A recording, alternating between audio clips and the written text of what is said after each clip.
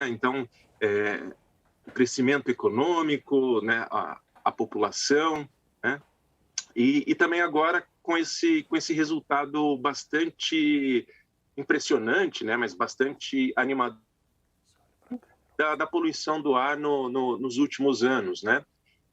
E, mas a verdade é que não existe mágica aí, né? A questão é sempre investir em ciência, investir em tecnologia, em especial o que foi feito na China, né?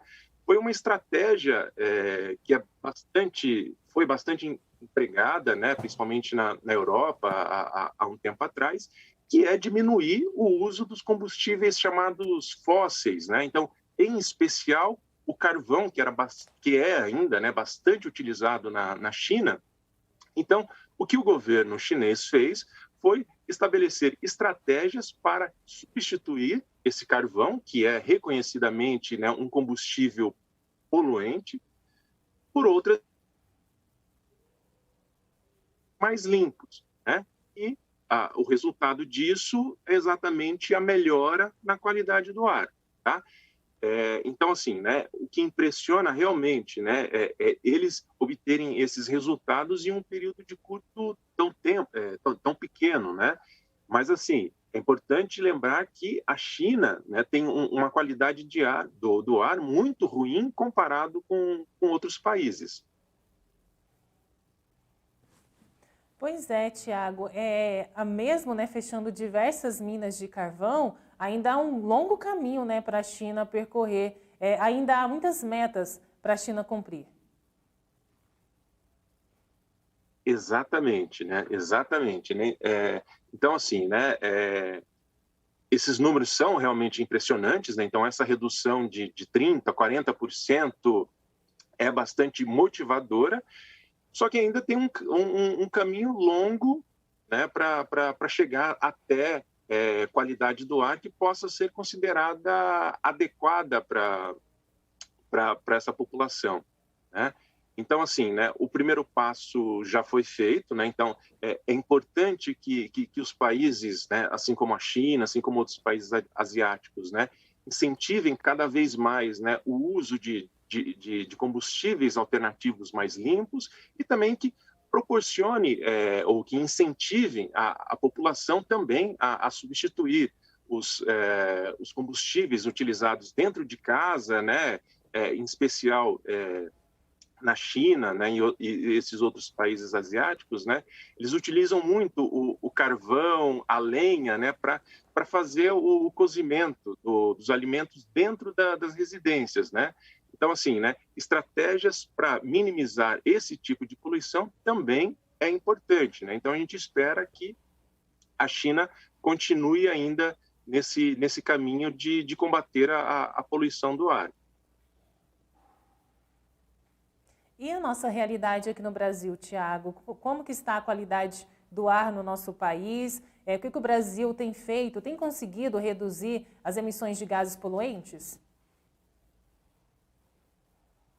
Olha, o nosso cenário hoje, né, é bem melhor do que há 20, 30 anos atrás, sem dúvida nenhuma, né? Então, nós tivemos algumas políticas que funcionaram muito bem, né, que têm funcionado muito bem para combater a poluição do ar, né? Então, a nossa realidade é muito diferente de países como a China, como, né, outros países, por exemplo, da África, né?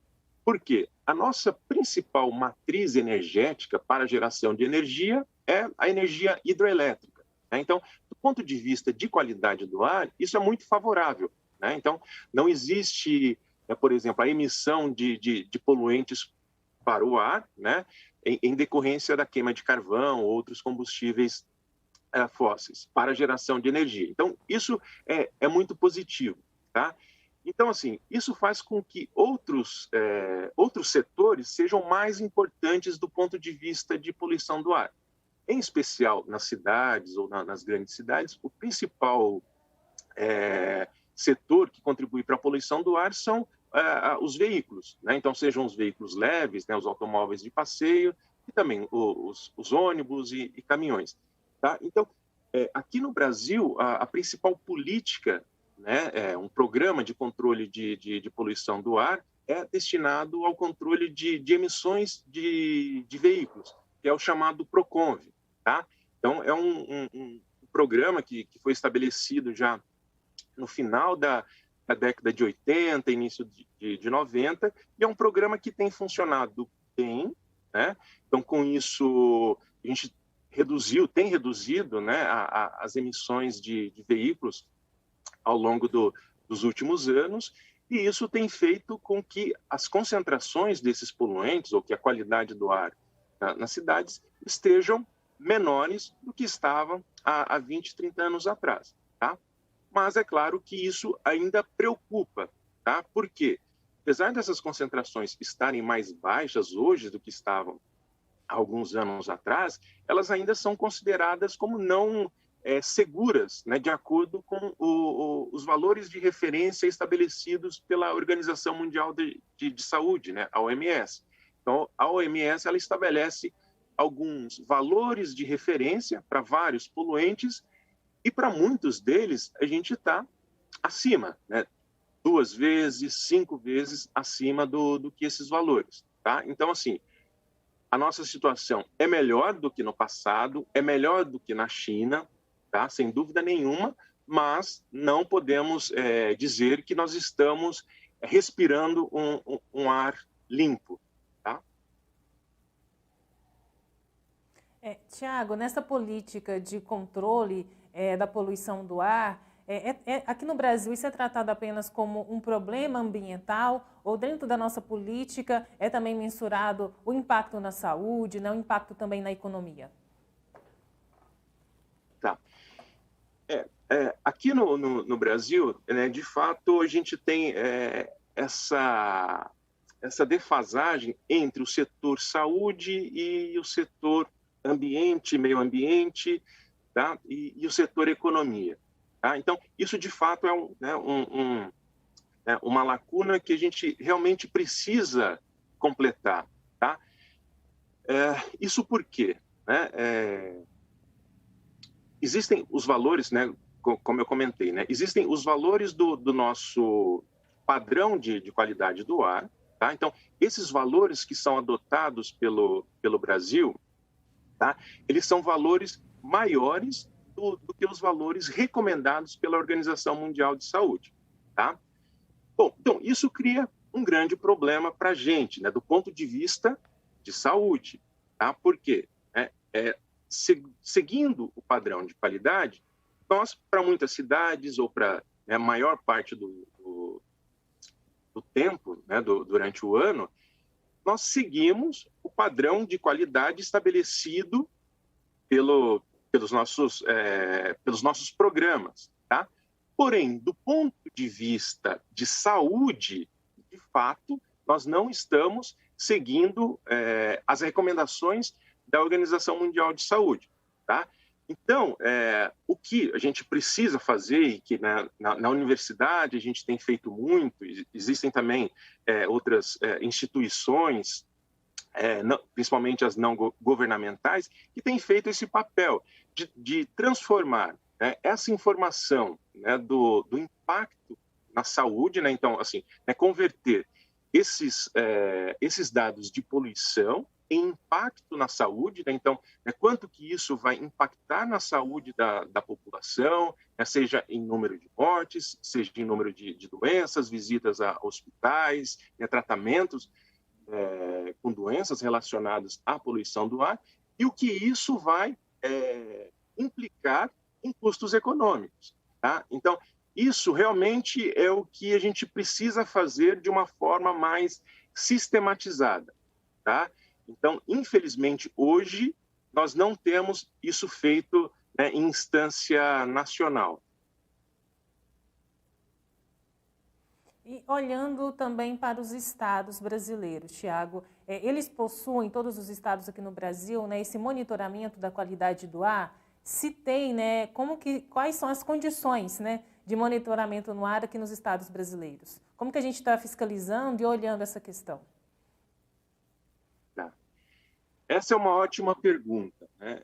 Então, infelizmente, aqui no Brasil, a gente não tem esse monitoramento em todos os estados, né? Pior do que isso, né? Na verdade, nós temos esse monitoramento em pouquíssimos estados, tá? Então, assim, né? Eu não vou me arriscar aqui a dizer todos os estados que possuem um monitoramento regular, né, da qualidade do ar, tá? Mas aqui em São Paulo, sem dúvida nenhuma, né, é o estado que tem uma cobertura, né, da rede de monitoramento da qualidade do ar mais completa e mais ampla, né, no sentido de distribuição ao longo do estado, tá?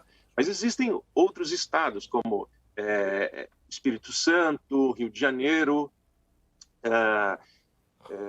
Rio Grande do Sul, tá? Então, existem pouquíssimos estados que estão fazendo esse papel, né, de monitorar a qualidade do ar. E isso é um grande problema, né, porque isso nos deixa no escuro sobre a condição em que diversos estados estão com relação à poluição do ar, né? Então, assim, a gente precisa lembrar que o que causa a poluição do ar, né? Então, eu dei o exemplo, né, do setor transporte, né, que são o caso dos veículos, a geração de energia, né? Então, aqui no Brasil, apesar de a gente ter uma grande quantidade da energia gerada proveniente das hidrelétricas, infelizmente, né, nós também temos utilizado as usinas termoelétricas. Então, em especial em épocas de seca, né, então que a gente tem essa questão da crise hídrica, né, e isso acaba implicando, né, na geração de energia. O que acontece? Muitas usinas movidas a carvão são ativadas para gerar energia, e isso implica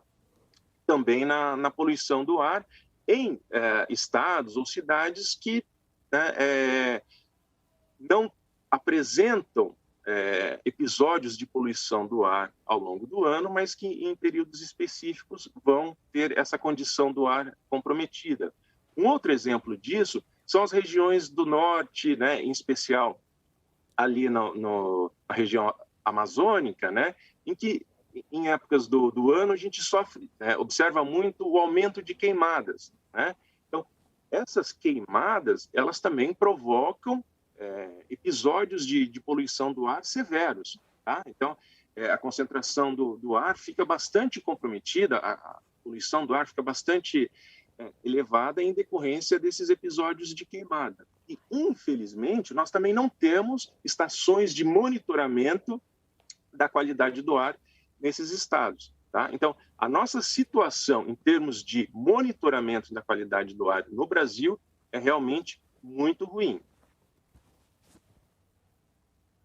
Tiago, bom dia, né? E a influência da indústria para essa qualidade do ar, aqui no Brasil, mas fora também? Você citou, por exemplo, a queima de carvão, né, para a produção de energia na China, isso acontece também em outros locais do mundo, mas além disso, né, na indústria também o uso de solventes para a produção de químicos, né, de minerais, enfim. Qual que é o papel da indústria também nesse momento de reavaliar hábitos, reavaliar sistemas de produção aqui no Brasil e fora? Ótimo. Esse é um grande desafio, né? Esse é um outro grande desafio.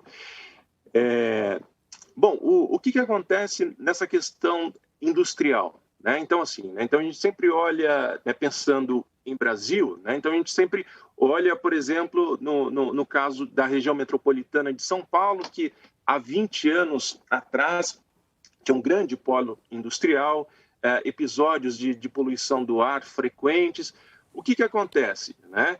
Com o estabelecimento de novos padrões de qualidade, né, cada vez mais rigorosos, o que acontece com essas indústrias? Elas começam a se deslocar, né? Então elas passam, né, elas começam a sair desses grandes centros urbanos e passam a ocupar outros estados, né, ou cidades do interior, que muitas vezes são mais flexíveis do ponto de vista de legislação, tá? E a mesma coisa acontece do ponto de vista internacional. Então, assim, né, os países que aceitam receber indústrias que não estão comprometidas ali com, né, com o combate à poluição, né, ou, né, seja utilizando combustíveis mais limpos, né, substituindo o carvão por alternativas mais limpas, mas fora isso, né, fora essa questão do combustível que é utilizado para se mover uma indústria, existe também o controle das emissões, né? Então, assim como nós temos nos carros, né, esses catalisadores ali, né, acoplado ao escapamento, as indústrias também utilizam sistemas de tratamento desses poluentes, tá? Então, assim, países que estão em desenvolvimento, assim como é o caso do Brasil, né, muitas vezes acabam aceitando receber indústrias internacionais, multinacionais, né, que acabam se instalando exatamente porque as políticas, né, de combate à poluição naquele país são mais flexíveis. Tá? Então, esse é o caso, por exemplo, usando de novo o exemplo da China. Né? Então, a China, por muito tempo, aceitou esse papel de receber essas indústrias internacionais, né, essas multinacionais, né, de forma a aumentar esse crescimento econômico de forma acelerada. Tá?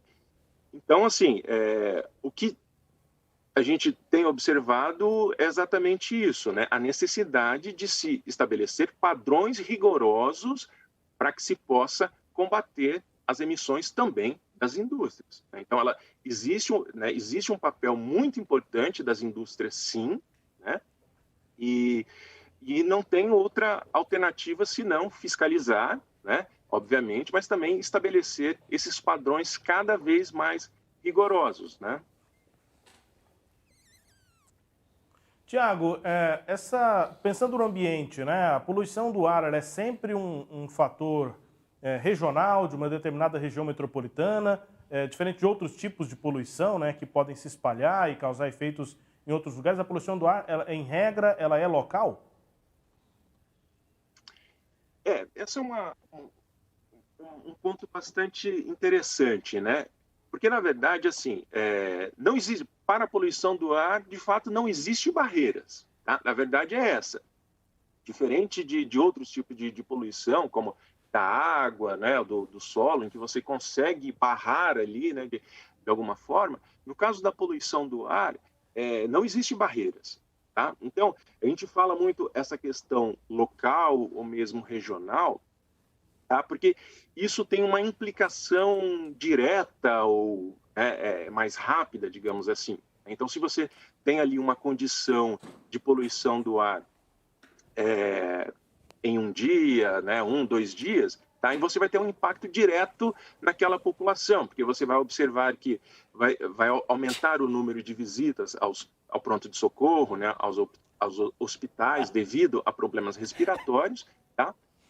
Mas o fato é que esses poluentes, eles são movidos, eles são transportados pelo vento, tá?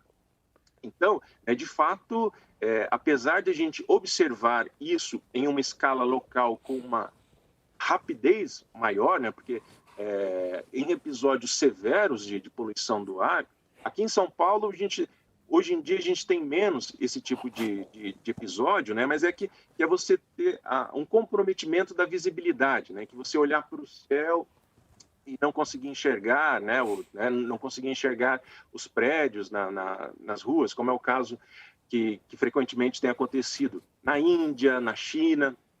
Tá? Então, aí você tem essa impressão de que essa poluição ela é só de impacto local. Tá?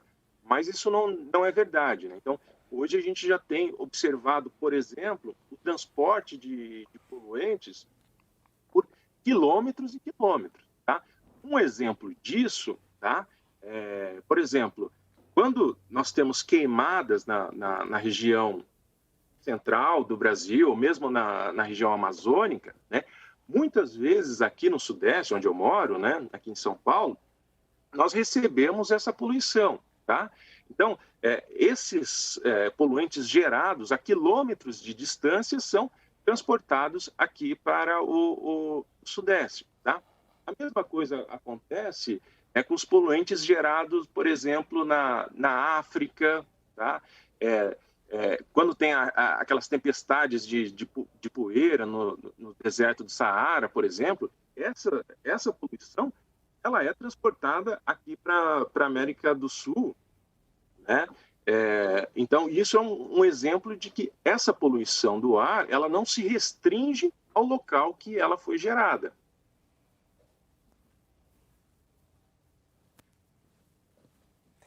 É isso, Tiago. Muito obrigada, né, pela conversa, pelos esclarecimentos com a gente aqui no Sinal Aberto. Até uma próxima oportunidade. Eu que agradeço. Um bom dia.